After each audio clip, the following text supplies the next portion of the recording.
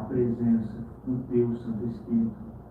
No dia de hoje, lembrando o exemplo do Teu Pai material, nós rogamos um acréscimo de forças do Teu coração, Mestre, para que nós, como José, saibamos exemplificar aqui na terra a confiança necessária quando nós estivermos diante de uma escolha, materialismo ou espiritualidade, como Ele fez. Para que nós saibamos exemplificar como Ele fez a fé necessária nos momentos mais difíceis. E para que nós saibamos exemplificar como Ele também nos mostrou a coragem necessária de seguir em frente quando tudo vai contra nós. O exemplo do Teu Pai material é um arauto de esperança nos nossos corações para que nós sejamos capazes de sermos servos mais eficientes, aprendendo a amar aos nossos irmãos e irmãs de caminhada de uma forma mais honesta. Nós chamamos muito, Mestre, e queremos te agradecer pelo exemplo de José, que tanto nos inspira.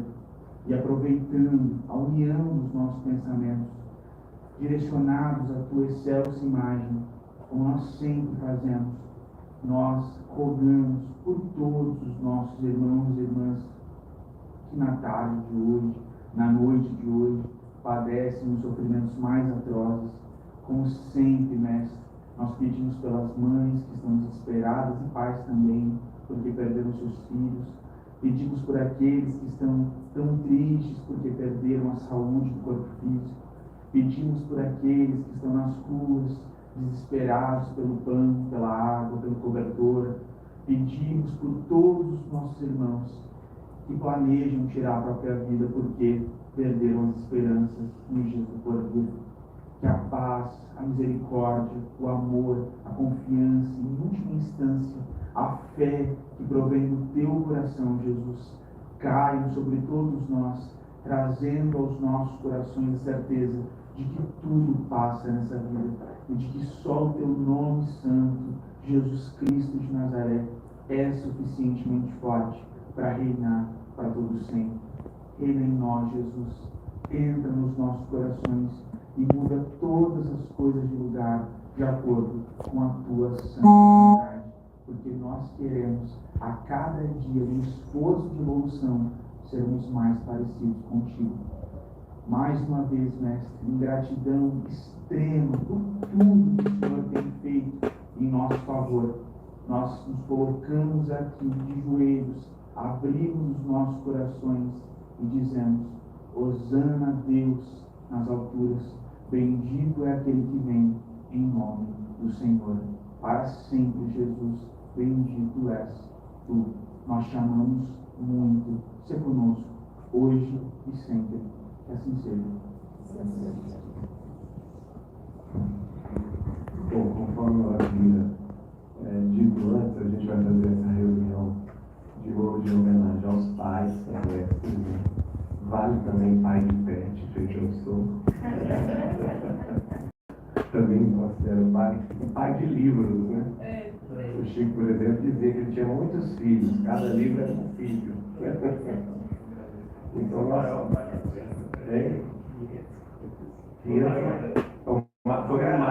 Foi o mais dele. Nós publicamos hoje no Instagram essa mensagem de Emmanuel, que é em homenagem ao Dia dos Pais, e que está no livro,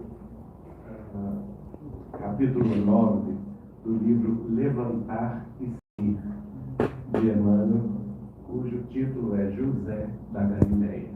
Eu vou lê-la e em seguida passamos preferencialmente aos pais, tanto da mesa quanto fora da mesa, para que comentem, tá bom? José da Galileia.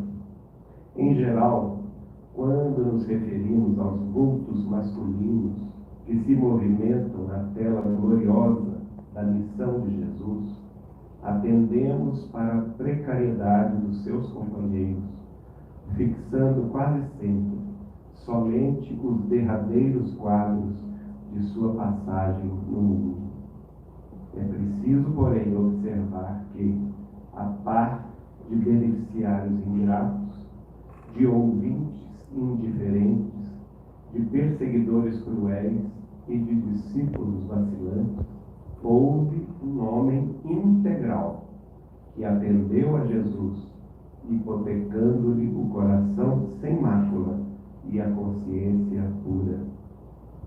José da Galileia foi um homem tão profundamente espiritual que seu vulto sublime escapa às análises limitadas de quem não pode prescindir do material humano para um serviço de definições. Já pensaste no cristianismo sem ele? Quando se fala excessivamente em falência das criaturas, recordemos que houve tempo em que Maria e o Cristo foram confiados pelas forças divinas a um homem. Entretanto, embora honrado pela solicitação de um anjo, nunca se vangloriou de dádiva tão alta.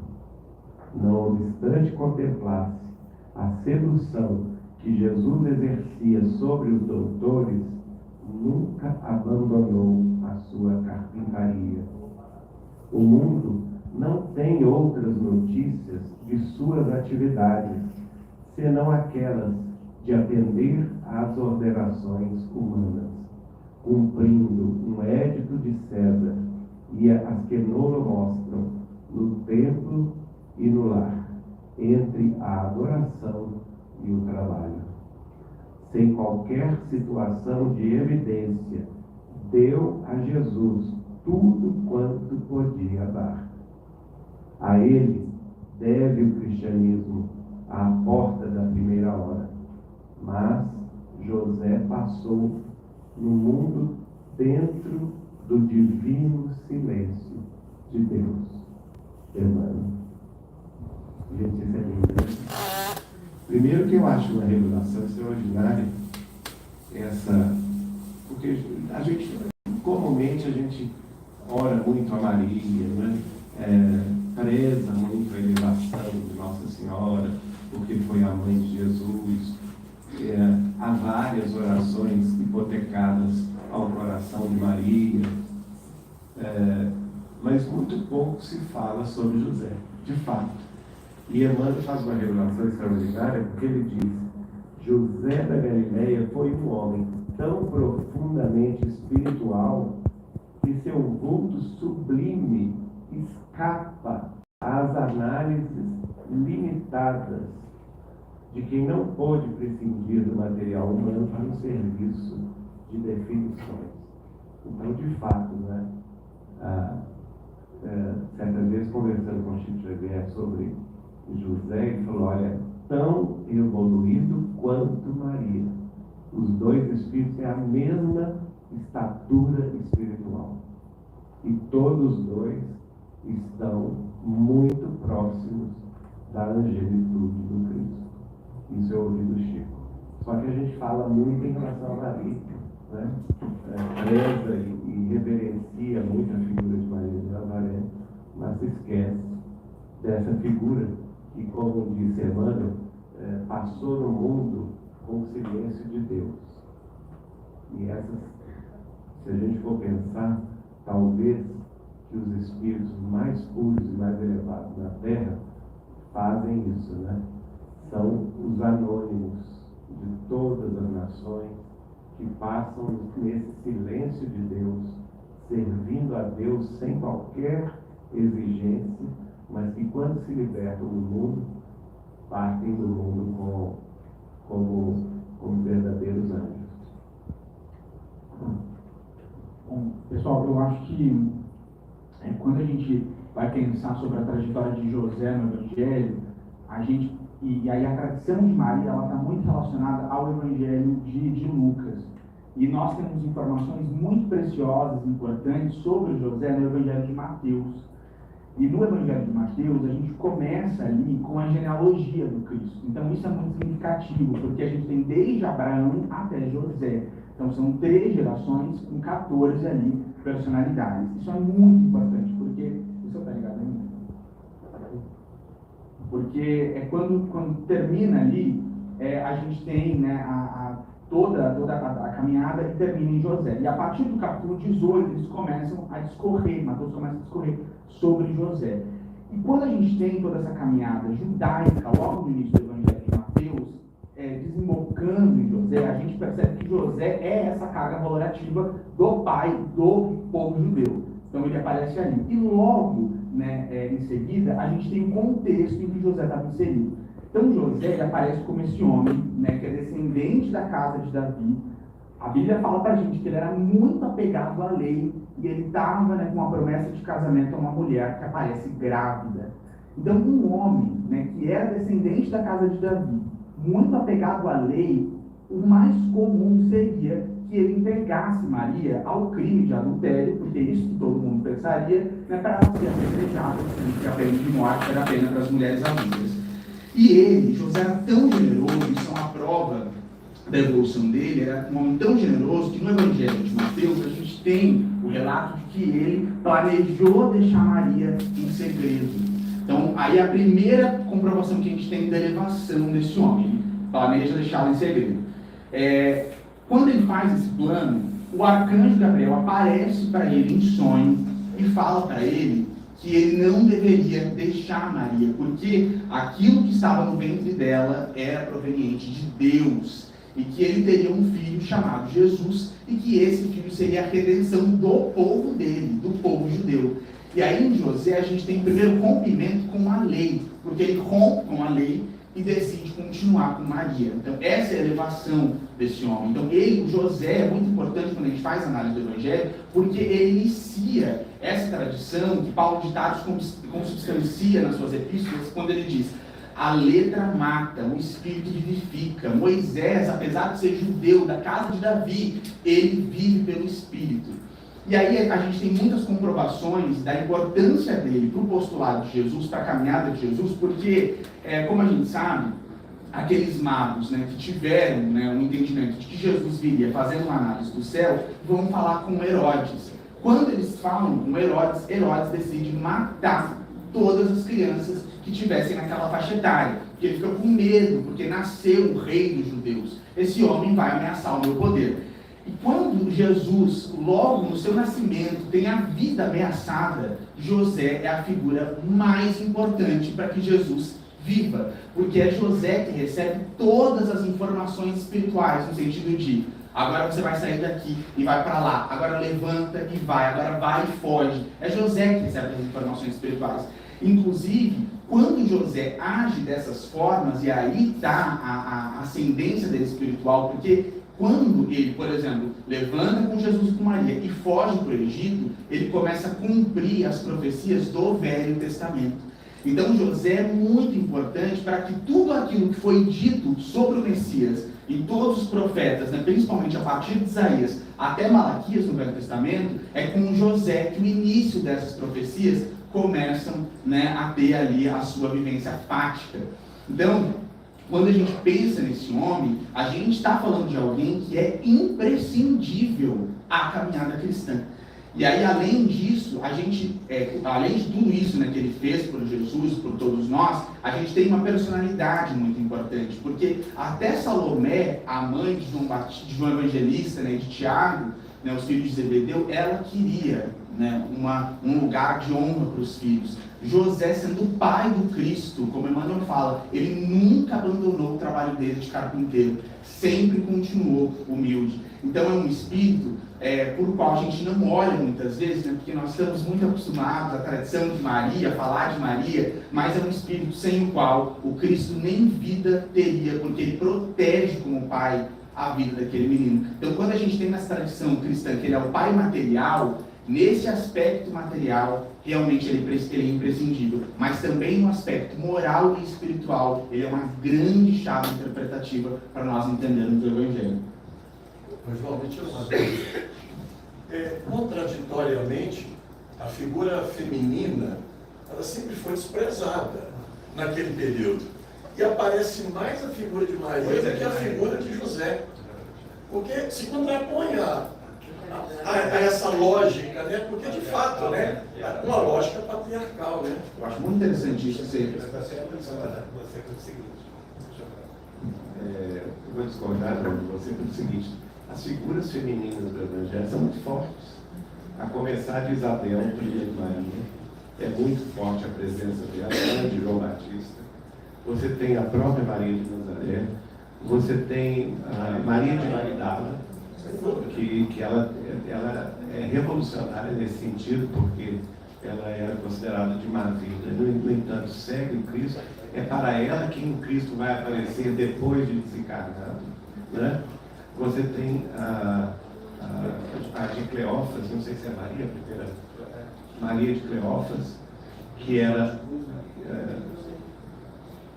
você tem a Joana de Cusa, que eram pessoas que tinham uma ascendência social muito grande, porque elas eram esposas de personalidades de poder e de riqueza no mundo hebreu daquela época, e que, no entanto, apesar da sua ligação com a tradição judaica através dos maridos, elas seguiam Jesus e financiavam, inclusive, né? Você vê no Paulo Estevão que tanto Maria de Cleófas quanto Joana de Cusa financiavam as viagens do Cristo, dos apóstolos, com o dinheiro delas. Elas são muito presentes, né? Você tem a figura da mulher que tinha aqueles cabelos longos e que vai lavar os pés de Jesus com perfume. Maria. Também Maria, né? Você tem a figura de Marta e Maria, irmã de Lázaro. A figura feminina no Evangelho é muito presente. Sem dúvida, sobretudo até em relação ao Cristo. Agora os homens são fracos. Agora, que eu acho que ela não aparece de uma forma desafiadora. Não acho que Sim. tanto Eva, lá no início do Velho Testamento, como Maria, desafiando a lei. Então, as mulheres aparecem sempre nesse contexto contraditório para que algum tipo de rompimento paradigmático adviesse, né, a partir de então. Agora, os homens do Evangelho são todos fracos, à exceção de João Evangelista. E de José agora, que a gente está sabendo por Emmanuel, né? Mas, por exemplo, Pedro negou Cristo, né? Judas traiu, Tomé não acreditou que era o Cristo. Então, só que mostra aí a chaga. Os homens são mais complicados. Ó, gente, é o dia dos pais, tem que ser.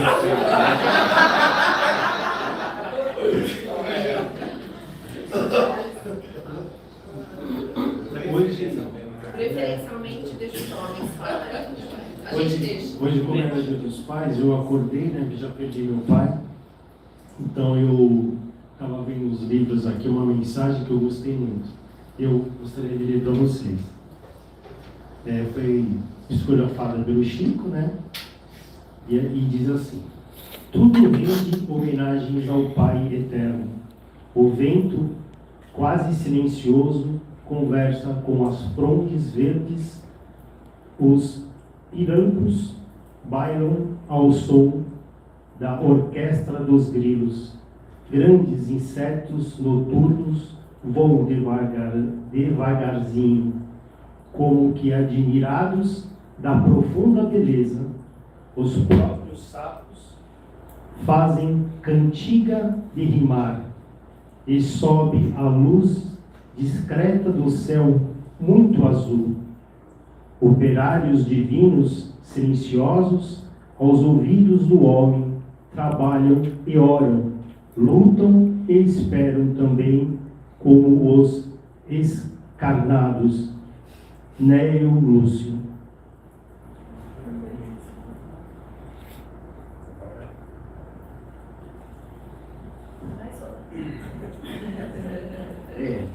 Para mim hoje, né, é um dia que foi meio duro, né? Acabei de perder meu filho, né? Minha filha esteve comigo, né? Mas eu acho que aí eu vou numa outra linha, né?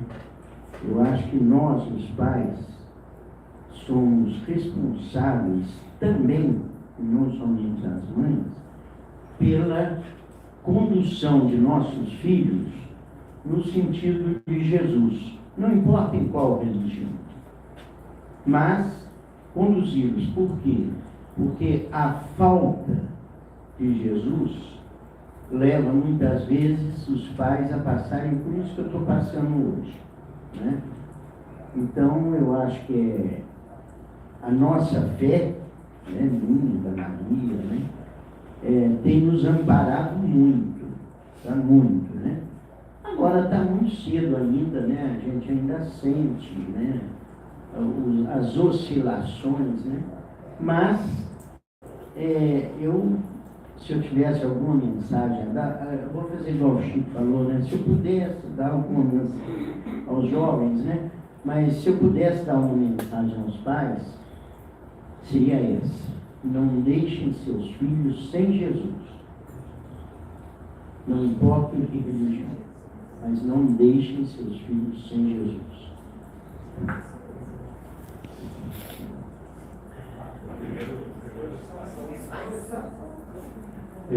Essa questão de José sempre me chamou essa atenção que o João colocou com belíssimas palavras e muita propriedade. Eu vou falar do meu jeito mais simples aqui, mais leigo.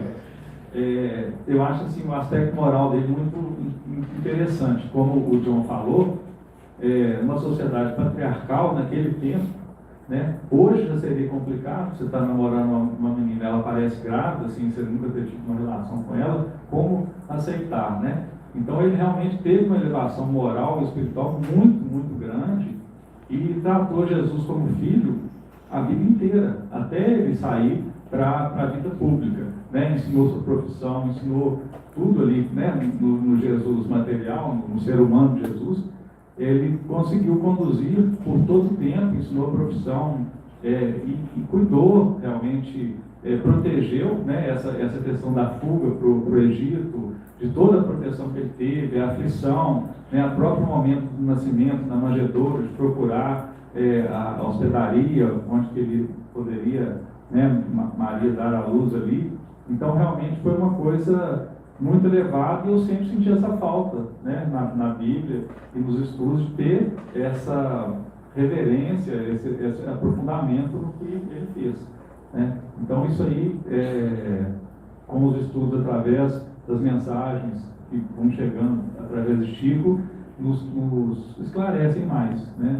Porque de fato precisa ter, e minha avó era muito devota de São José, ela gostava muito de frequentar a igreja lá de São José, ali na Afonso Pena, né? Meu avô chamava José, então tem uma história familiar aí também, e é muito bacana.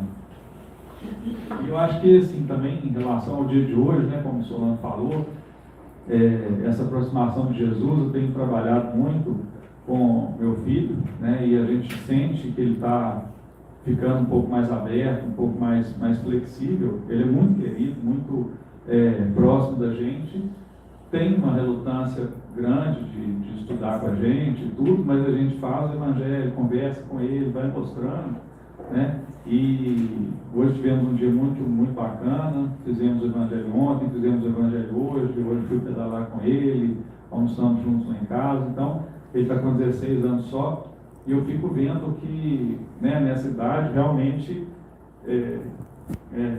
o Jesus, o esporte, que também tira desse mundo de bebida, de droga, né? Ontem ele tinha festa para ir, graças a Deus não foi, tranquilo, não vou conseguir namorar com você, então não bebe. Então a gente tem que de fato trabalhando, porque se deixar, o mundo hoje tem muito atrativo material que leva a juventude para outro lugar, né? Então, de fato, faz muita diferença.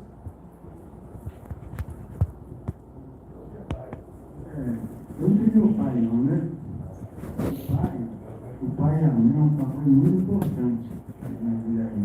Aí quando mais novo, a gente não sabe explicar. O pai mas a mãe que chegou para lá na vida, uma merda, abre lá. Chegar no couro, né? Chegar no couro.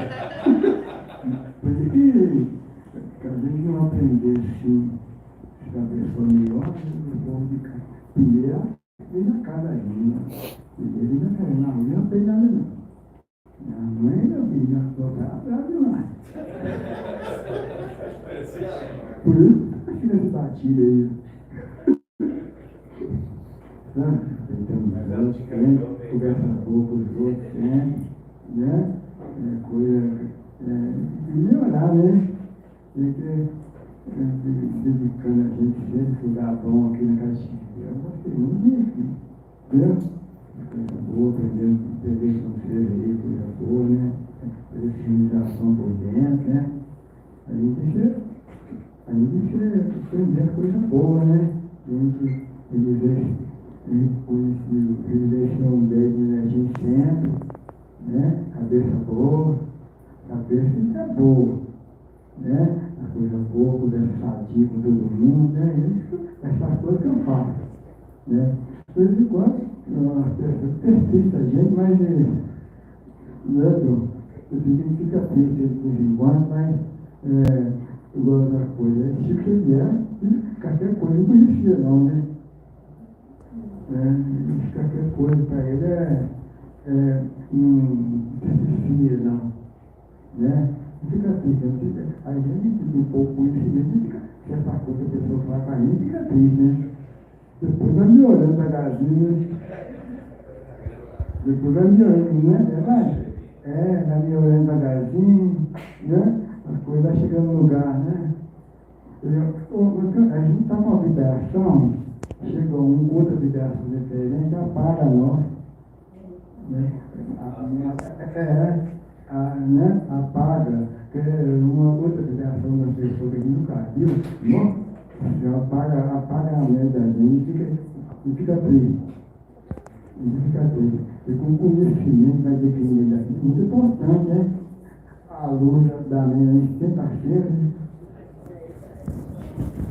Bom, a primeira coisa que eu queria falar é o professor João mesmo, que ele fala que ele aprende muito conosco, mas nós aprendemos muito com vocês.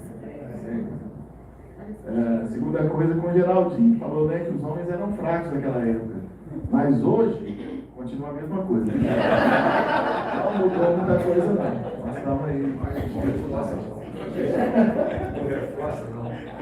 E é uma coisa assim que eu sempre, acho que todo mundo nota, né? Realmente, nós homens, infelizmente, né, somos realmente mais fracos que as mulheres, né? A gente tem uma doencinha, parece que já está desencarnando, né?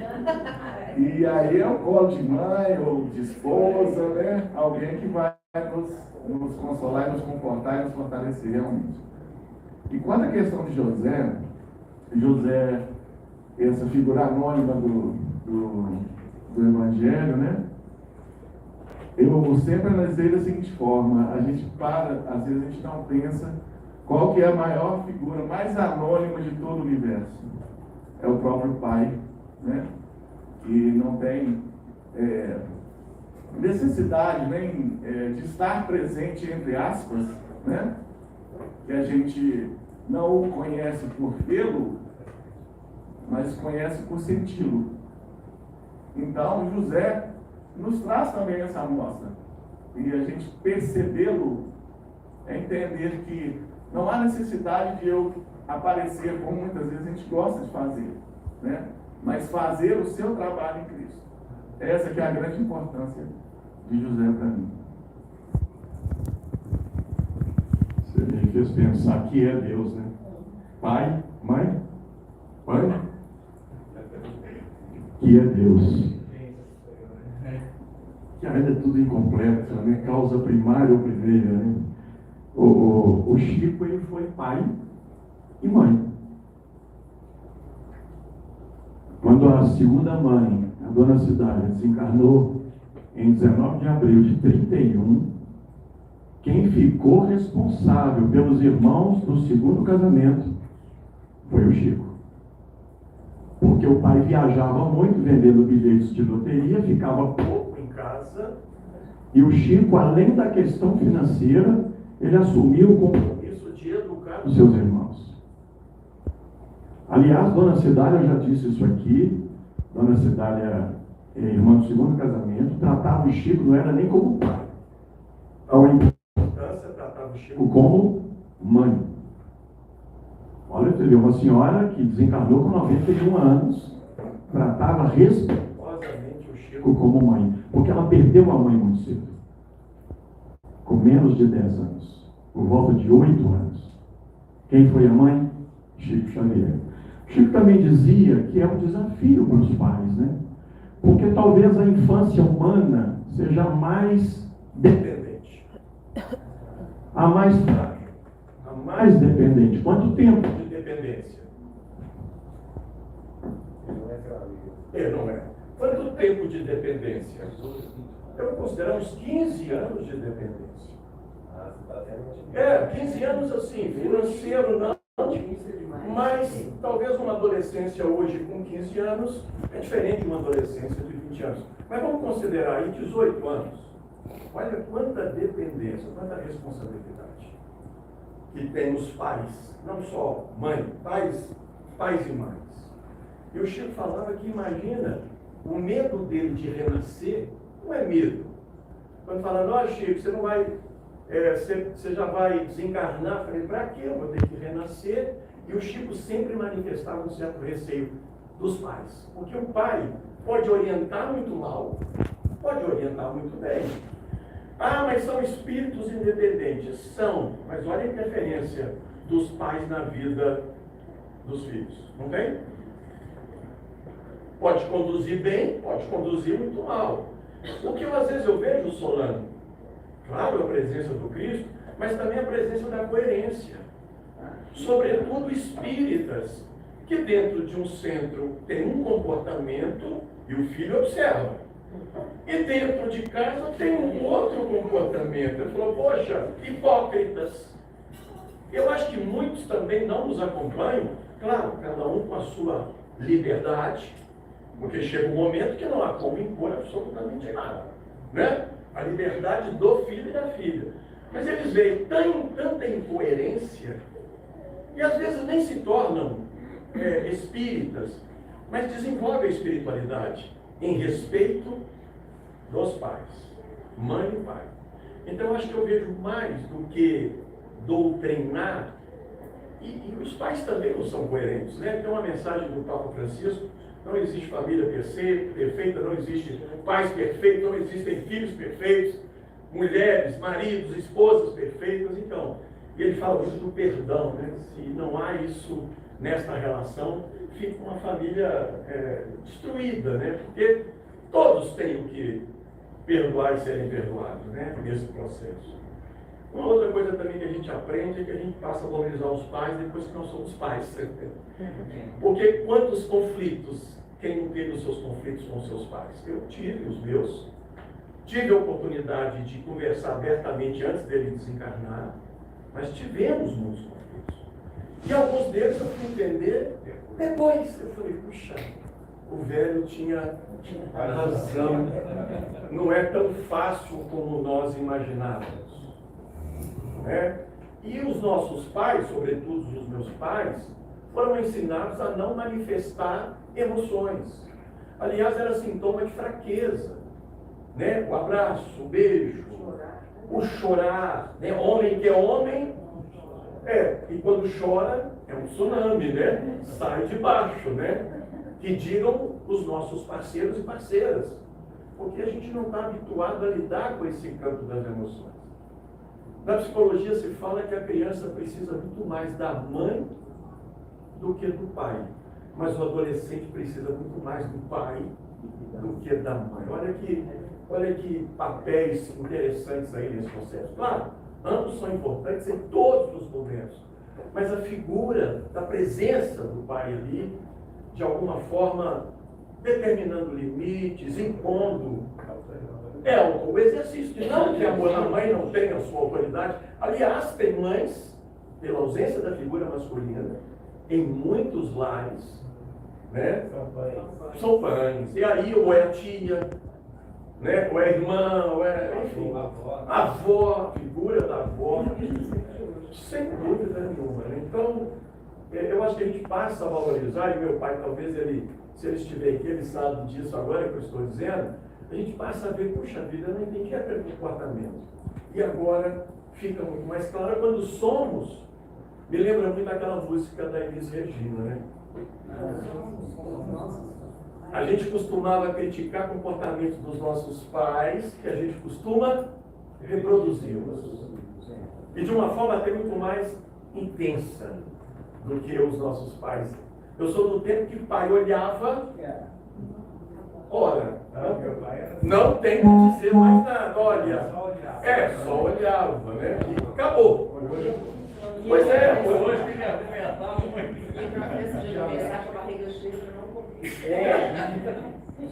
Pois é, e finalizando, quem diz hoje que a família é uma instituição falida, e isso é uma inverdade, quem está falida é a forma de relação entre os seus membros. Quer dizer, essa forma de relação é que eu acho que a gente tem crescido. Claro, às vezes a ausência a gente está muito mais pecando pela ausência do que pela presença. Aliás, os filhos reclamam muito mais pela ausência do que pela presença. Mesmo aquela presença excessiva.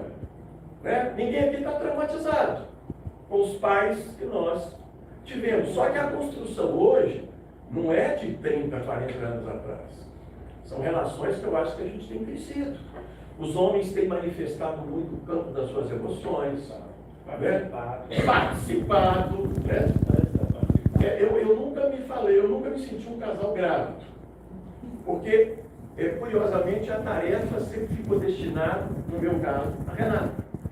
Eu ficava cumprindo o meu papel ali, mas nunca fui de trocar fralda. Eu nunca troquei fralda, nunca troquei. Mas é porque para mim, verdade. Minha esposa às vezes faz um comentário comigo, você lembra aos 3 anos?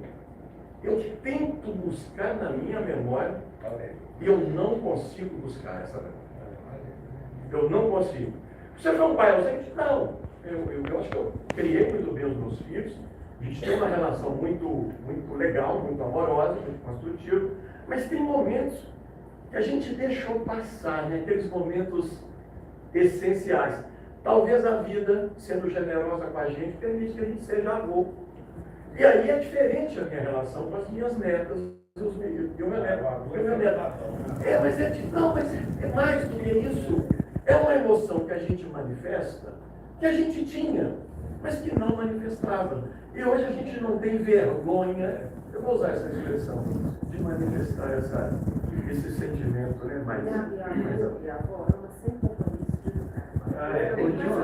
Olha que o menino fica chato, Isso é muito bom, viu? Toma que o filho é teu. Não precisa microfone, não, por favor.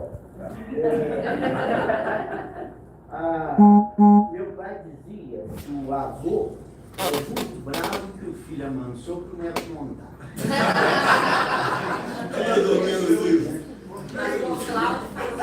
Agora, uma coisa que eu queria falar, que você tocou aí, que eu acho ampassando, mas que é muito importante, né? Que é o exemplo.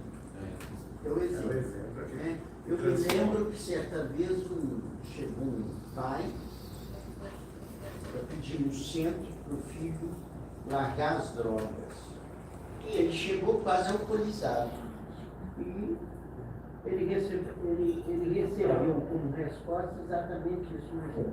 Meu filho, o que você quer que ele faça se você é o primeiro a usar uma droga? Ele está tendo um exemplo. É complicado. E isso vale para esses exemplos negativos e vale para os exemplos positivos. Uma vez um amigo meu perguntou, Solano, como é que você consegue, na época só tinha minha filha, que sua filha goste de ler? Eu falei, então vou retornar com uma pergunta. Né? Quantas vezes os seus filhos te viram, ou a sua mulher, com o livro na mão? Quantas vezes os pais leram? Ele deu uma engasgada e não falou nada. Quer dizer, o exemplo é que é fundamental. Só uma coisa rapidinho, porque acabou que eu não falei do meu pai e eu gostaria de falar. Que a questão que o João falou da segurança, ele desencarnou, já tinha 34 anos. Eu nunca me senti tão inseguro na vida. Parecia que eu não sabia para onde ir. Vamos desencarnar dele.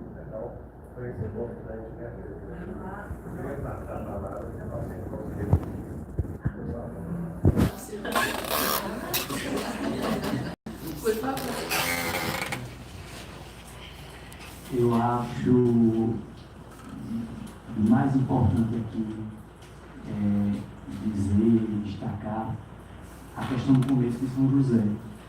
Exemplo de pai com conscientemente, convictamente, passou de forma bem discreta pela vida de nosso Senhor Jesus Cristo. Forte, teve que tomar decisões bem difíceis, como a de não abandonar e tomar conta de Maria numa situação de extrema vulnerabilidade, que as leis atentariam contra ela. E, assim, a gente vê em alguma doutrina espírita, muito ano passando ainda também, e na doutrina espírita fala-se pouco, dá a impressão que José passou valores para Jesus Cristo, passou o ensino da marcenaria, porque, inclusive entre os judeus, todo judeu tem que ensinar uma profissão ao filho. Está no Boa Nova. Está no livro. E ensinou para a gente ficar calado, né? Porque no final das contas tudo é mulher, né? A gente só. A mensagem, né? Os 4 evangelhos sobre José, vocês fiquem calados ao final, viu? Isso vocês esqueceram de dizer, né? Ao final vocês fiquem calados, homem. Eu também falo alto, eu sou um baixo falante. Eu acho que o pai é muito gratificante e todas as vezes que o mundo maior quiser me colocar nessa missão, eu topo, achei muito bom, mas é muito difícil, porque, por óbvio que pareça, ser pai não é ser mãe, né? Tem uma sutileza muito grande entre esses dois seres, esses dois sentimentos, esse amor tão destacado, que é reverenciado muito no amor de mãe. Fala-se que o amor de mãe é o amor mais próximo do amor do Cristo, né? Já o de pai não se fala, pode até ser, mas não se fala.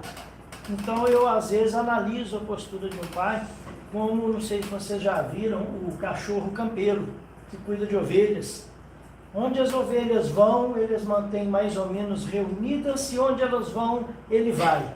E procura um ponto mais alto onde ele possa observá-las em segurança e mantê-las seguras. Então eu acho que eu vejo muito a posição do pai e de José dessa forma. Vigilante.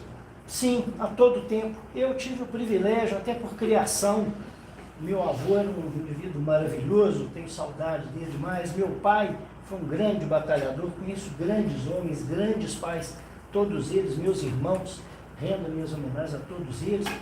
E, diferentemente do John, eu tive a oportunidade de costurar as fraldas das minhas filhas, dava banho, fazia comida, punha para ninar, elas dormiam mais comigo do que com a mãe. Então, eu tive esse privilégio, mas sempre, nunca arredei o pé da postura do pai, como pastor. E tenho, até hoje, minhas filhas, uma é médica, tem 33 anos, a outra tem 30 anos, está completando um curso de fisioterapia. Eu percebo que elas têm em mim, até hoje, esse referencial. Qualquer coisa, o pai, é uma mensagem, uma ligação, dificuldades pequenas, às vezes, mas me envaidece como pai. Eu vejo que eu sou amigo delas, e elas contam realmente comigo. Então isso me deixa muito tranquilo com a missão que Jesus me encaminhou. E peço a Ele que repita de outras vezes, que eu gostei.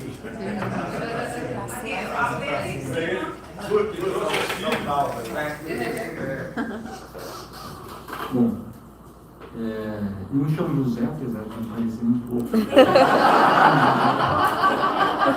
Vim aqui para ser Dia dos Pais, minha esposa me fez esse presente.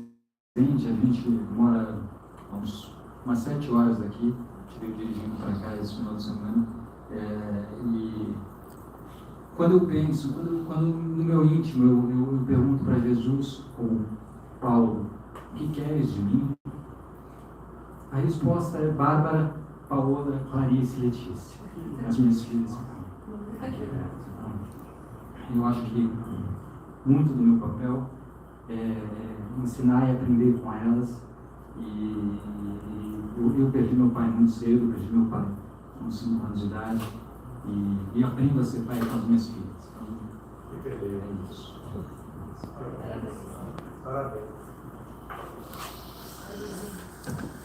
Na fala do João ali, quando ele falou do pai, que a gente vai vendo depois, os conselhos, né, as lutas, né? No meu caso, meu pai era militar. Então eu tive uma educação muito, assim, brava mesmo. E hoje, um tempo atrás, eu já vejo aquela braveza dele, na época era um pouco revoltado, mas o tanto que ele me botou no caminho correto. Eu tive várias oportunidades de desviar de todas as formas, com droga. Eu lembro, né, a turma ia, vamos roubar gasolina para sair. Eu falei, não vou não, meu pai me pegar e me matar. Eu só falava isso. Porque ele falava mesmo, ó, vou matar você porque o caixão a polícia me dá de graça. Assim, então a gente tinha que, eu e meus irmãos, na hora da confusão pesada, a gente saía fora. Meu pai. Então, assim, hoje eu sei, porque foi muito difícil na época, porque ele era bravo, não deixava sair, não deixava aquilo, né? E o olhar, como você falou, quando ele olhava, a gente até chorava. Eu lembro dele bater na gente, no meu caso, uma vez só.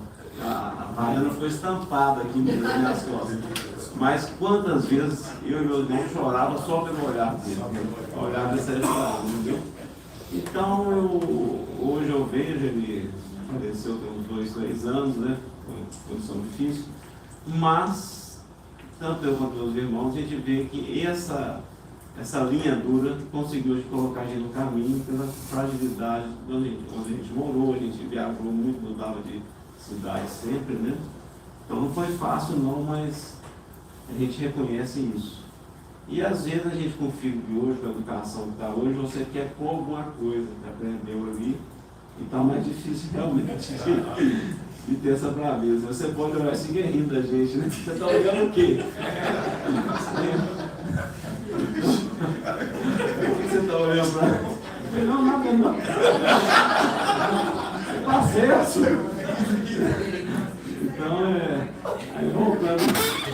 Então, a gente, como você fala, o caso de José, quantas vezes, né, ele tinha que sair com Maria, às vezes ter disposição, né? Mas a essa hora da noite, logo agora, né, escutar um aviso que está disposto a sair.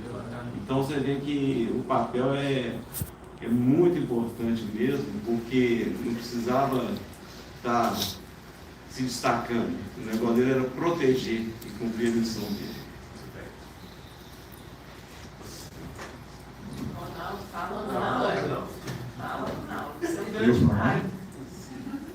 Eu vou relatar então só o que eu aprendi com o meu velho, está certo? E uma das coisas que ele me ensinou, de uma maneira bastante forte, foi de que as coisas mais importantes da vida não custam dinheiro. Que amor não custa dinheiro e amizade não custa dinheiro. E amizade, tipo, matei um, estou errado, me acorda. E ele me dava um exemplo muito interessante, porque ele tinha uma empresa no Paraná e outra em São Sebastião do Paraíso. Quando ele vinha do Paraná para São Sebastião do Paraíso, ele me levava a fazer um programa super sofisticado. Me levava para a cadeia. E na cadeia tinha um amigo dele que era empresário igual ele, mas que estava preso porque tinha matado um cara por causa de rolo de mulher. A esposa dele deu um chute no traseiro, os filhos nem olhavam mais para ele. E meu pai ia lá para visitar. Quando esse amigo dele saiu da cadeia, o meu pai quebrou. Por ser muito rico, resolveu pagar todos os agiotas, então quebrou. E logo em seguida veio Alzheimer. Esse amigo dele eu visitava direto. Meu pai morreu comigo na Santa Casa de São Sebastião do Paraíso. Esse amigo dele, o Geraldo, foi a penúltima pessoa a sair do quarto. Isso eu chamo de amizade. E foi um exemplo que eu tive do meu pai.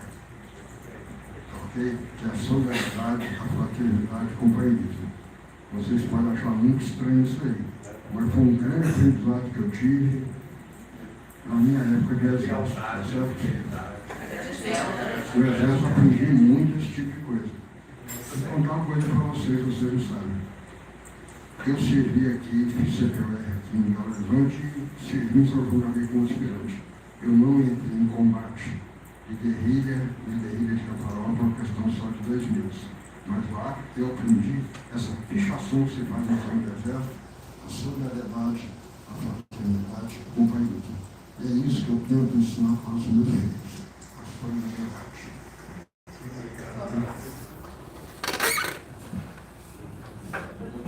Vamos a voz mesmo. Eu destaco aqui a dicotomia entre mãe e pai do livro Nosso Lar. Quando André Luiz, a primeira referência que ele faz para o pai, ele pergunta para a mãe dele: onde está meu pai? E ela, como espírito de sacrifício cristã, ela faz o quê? Ela vai, promove pede uma encarnação para assimilar como filhas aqueles relacionamentos, esse conjugal dele, e resgatá-la daquelas condições. Mais adiante, lá na frente da libertação, a gente vê André Luiz tendo contato com a avó dele, aquele do qual destinou ele para a medicina. Não, esse vai ser meu neto e vai ser, vou garantir o futuro dele estudando medicina. Então veio as duas figuras, o pai e a avó nesse mundo. Né? Isso aí não vou falar mais nada.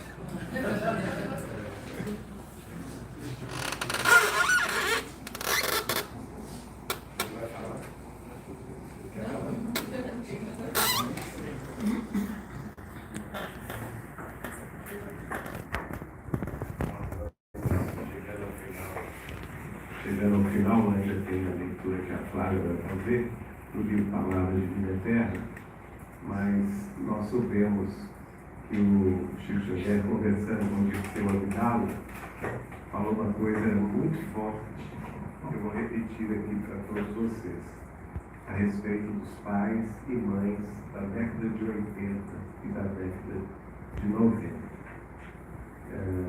Conversando com o Dirceu, e ele contou isso há pouco, o Chico disse: olha, os pais que entregaram os filhos para a televisão serão degradados para o planeta Quiron, porque não cumpriram a sua missão.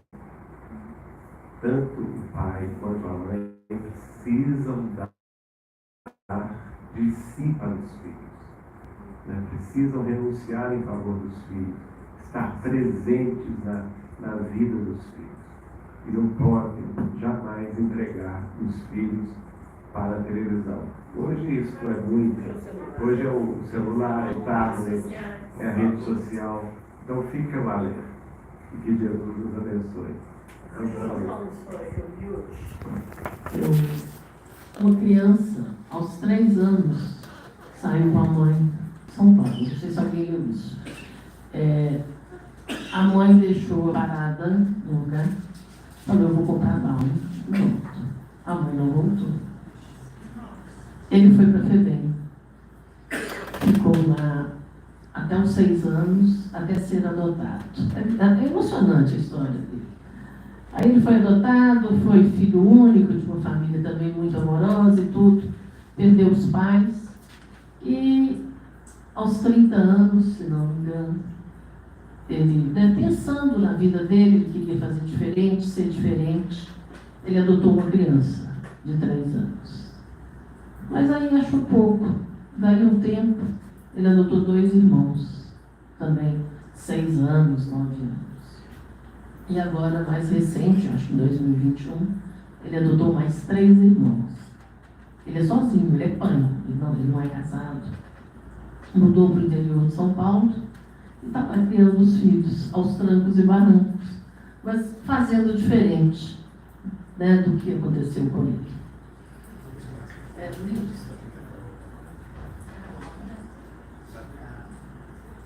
Para você,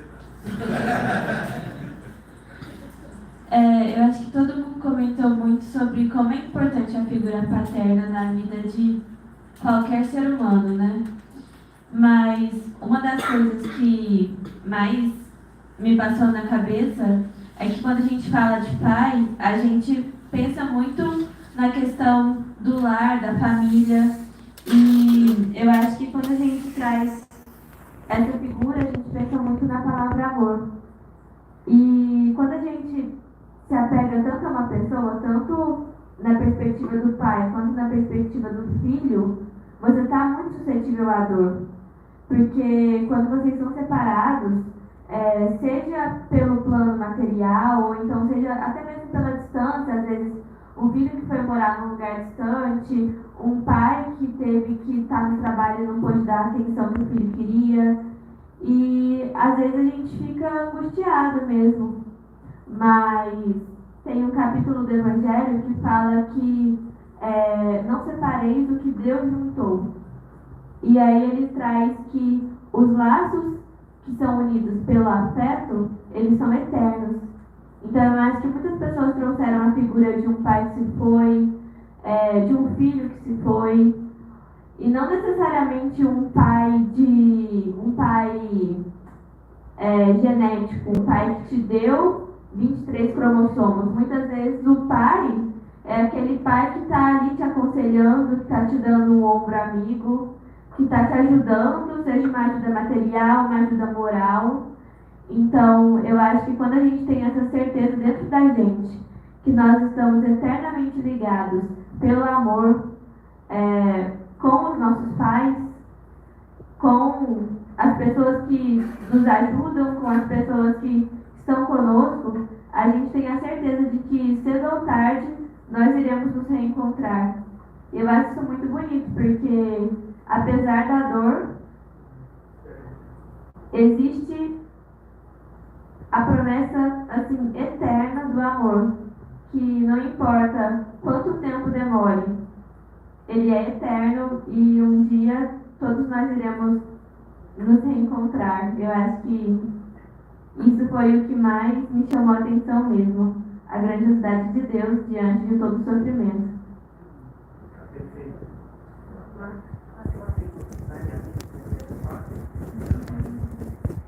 O livro Palavras de Vida Eterna, Pai Amigo, item 97, página 219. E levantando-se, foi para seu pai, e quando ainda estava longe, o pai chegou a vê-lo, moveu-se de íntima compaixão, e correndo, lançou-se ao pescoço e beijou. Jesus, Lucas, capítulo 15, versículo 20. É possível que essa ou aquela falta te sobreie o coração, impelindo-te ao desânimo. Anseias respirar a fé pura, entregar-te aos mistérios do bem, contudo, trazes remorso e tristeza. Dissipaste as forças da vida, extraviaste os votos santificantes, erraste, caíste na negação. Qual viajou que perdesse a luz? Entretanto, recorda a providência divina e reergue-te. O amor de Deus nunca falta. Para toda ferida haverá remédio adequado. Para todo desequilíbrio aparecerá reajuste. Fixa-te no ensinamento do Cristo, enunciando o retorno do Filho pródigo. O reencontro não se deu em casa, com remorques e humilhações para um moço em desalimento. Assinalando-o no caminho de volta, e quando ainda estava longe, o pai ao vê-lo, moveu-se de íntima compaixão e, correndo, lançou-se-lhe ao pescoço e o beijou. O pai não esperou que o filho se penitenciasse o rojo, não exigiu escusas, não solicitou justificativas e nem impôs condições de qualquer natureza para estender-lhe os braços. Apenas aguardou que o filho se levantasse e desejasse o calor do coração. Foi exatamente o que você falou. Nosso encontro.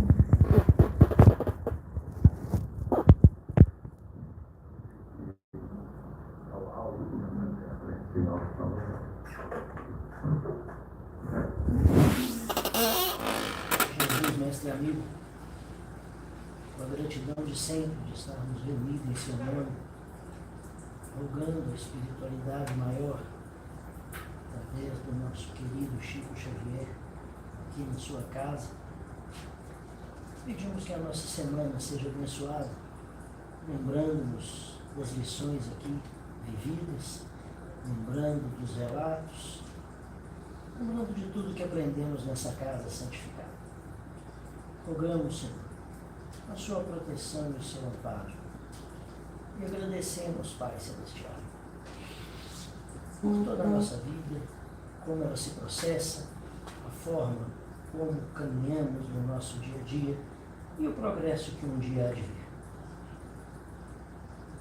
com as bênçãos espirituais, para todos os pais, que hoje é celebrado o dia deles, sobretudo aos meus pais, né? Meu pai, meu avô, que é o verdadeiro pai. Agradecemos mais uma vez essa oportunidade. Esteja conosco, Senhor, hoje, amanhã e todos os dias da nossa vida. Graças a Deus.